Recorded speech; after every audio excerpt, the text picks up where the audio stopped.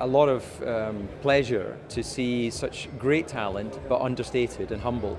And it also means for me that Formula One's in good hands for the future, because there's drivers come and drivers go, and many of them have great talent, but some don't really want to communicate with the media, some of them don't really want to connect with the fans, they just want to have their own personal experience. And I understand and respect that. But actually, sports stars, it's about being inspirational. It's about being something that people can look up to and admire. And I have an 8-year-old son, and he's watching people like Max and thinking, hey, I could do that. So that's wonderful to see. If you talk about his race talent, he got the talent probably from his father, but what makes him so special in that respect, if you think of the rain race in Brazil, for example, because that was amazing? Well, don't forget his mother was a fantastic kart racer as well, so he has got this perfect storm of the DNA of a man and woman coming together and creating this incredibly fast individual. What really stood out for me in Brazil was not that he was fast in the rain, because all the exceptional drivers are quick in the rain, whether it's Hamilton, whether it was Schumacher, whether it was Senna, but it was the way he was exploring different lines. And at first I was thinking, what is he doing? And then I was thinking, how is he doing?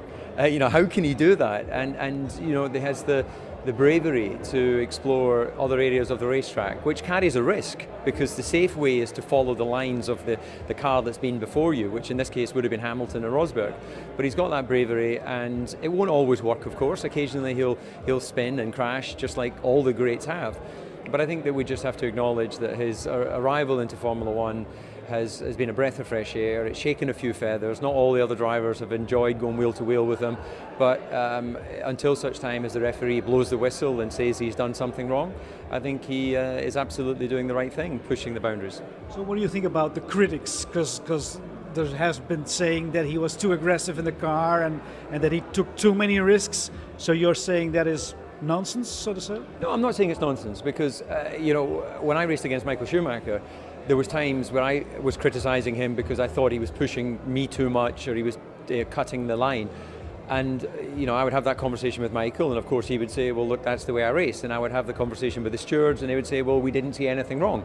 So you don't have to like it as a fellow competitor, but you have to respect if the stewards don't say it's a penalty, then that is fair, that is acceptable. So, I think that some of the things that Max has done has been very, very close to what I would consider the absolute limit of sporting conduct. But isn't that what brilliant people do? They get very, very close to the limit. And it doesn't matter if it's Adrian Newey designing a car, it doesn't matter if it's Max Verstappen driving a Formula One car. If you leave a big margin everywhere, then someone else is going to leave less of a margin and beat you. In Holland, we already think we have the future world champion in the house, in the home, so to say. Will it be that easy, or is there still a long way to go? He may never win a world championship.